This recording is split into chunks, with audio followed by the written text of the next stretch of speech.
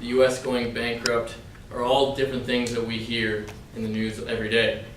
And from what we hear on a daily basis, it pretty much sounds like our world is coming to an end, or if anything, the best times are behind us. And that's really because the news really feeds us negative information all the time.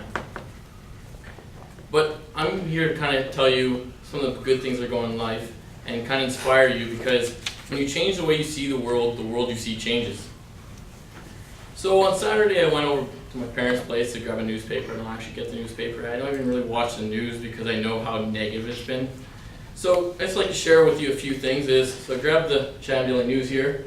The first thing talks about Randy Hope having conflict of interest.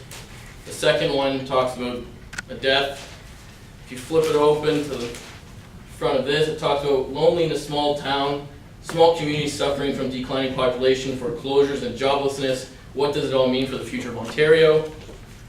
And I kept going through the paper to try and find an actually really good article, and I found it on the very last page. So on the very last page, you see trade deal historic on every front. It talks about how Canada and Europe now have a free trade agreement, which it will be so massively beneficial for us and being able to import and export goods that will help us out with our economy in the long run. However, it takes you to the very end of the newspaper to find them. So I jumped on CTV to see, this was today, to see what the top stories were. I'll share them with you really quickly. The top stories today are police release photos of suspected Maria abductors, take them into custody. Horrific conditions seen in egg industry are unacceptable. Staff members killed trying to protect children during a Nevada school shooting. 90% of government scientists feel they can't speak freely. Sex offender Michael Stanley registers address near downtown Seattle. First Nations prepare to forgive RCMP for horrendous actions. So you got one kind of pro thing about horrendous actions in the past. The reason I started to look into this, I never really realized how great our world is that we live in until recently when I was at a convention and I got to speak to Dr. Peter Diamandis. He is an entrepreneur and a philanthropist down in the United States, and he went on to talk about all these great things about what is going on, and I'll get to that in a little bit. However, I want to jump back, and I know a lot of you have heard any of my speeches before or know me personally, know that I went through a really bad depressive state in university. Again, my life was probably the best it's ever been in university. I played professional roller hockey, had a lot of fun with friends, got a good education. However, everything I talked about was negative, everything I heard about was negative, and it never really was anything spoken about that was really positive in life. And so I did a little bit of research on suicide rate, because you know what, when you are depressed you start to think about those things. So I found out that suicides account for 24% of all deaths between the age of 15 and 24 years old. And again, 16% between everyone that's 25 and 44 years old.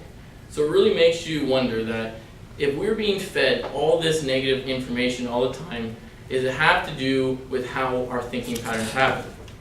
So I'm here basically today to kind of show you a few different things that are extremely positive that are going on in this world.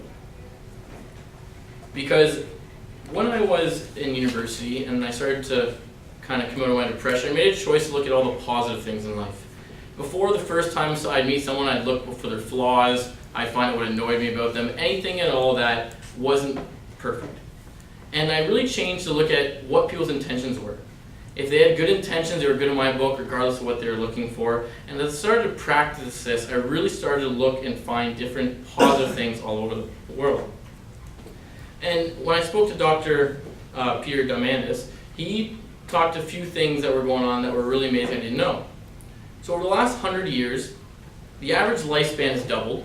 Our average income, adjusted to inflation, has tripled. We are actually living in the most peaceful time in human history, as there are the least amount of deaths from war as there ever been.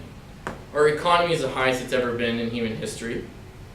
We've even had to readjust what poverty means and where the rate is. And as if you actually look at the percentages, most people that live in poverty, when I know all of the news talks about how poverty is a massive issue, but people living in poverty, the vast majority have heat, TV, air conditioning, a car, cell phones, everything that realistically people that we would put in our mind that are in poverty and can't live with, they have every natural means that you would not think they would. And a lot of people are also talking about how we're running out of energy, how there's not enough water. So, a little story about Napoleon. Napoleon invited the King of Siam over for dinner one time, and he had some of his troops there. And he given all his troops the silverware that were silver, the utensils he used were gold, and the ones he gave the King of Siam were aluminum. Because at the time, aluminum was the most precious metal in the world, even though it only takes up 8.3% of our, or it takes 8.3% of our Earth's natural materials. It is not found just as its own. You have to use the ore to create aluminum. Nowadays, we use aluminum for everything we possibly think of. I wrap my old pizza in aluminum and throw it in my fridge. So when we look at even the amount of sunlight that we get every day, there's enough sunlight that hits our Earth in 88 minutes to charge the entire world for as much energy we ever need for an entire year. There are 70% of our world is water. Unfortunately, 2% is ice and 0.5% is fresh water that everyone thinks we're going to fight over. Well, however, already Coca-Cola has bought the rights to a product that for 2 cents a liter can convert any type of water, salt water or anything, into fresh drinking water.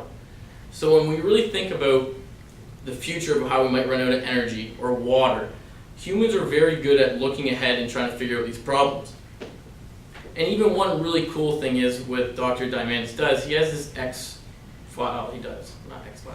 award. And what that is, he gives up $10 million to someone that comes up with the idea he wants.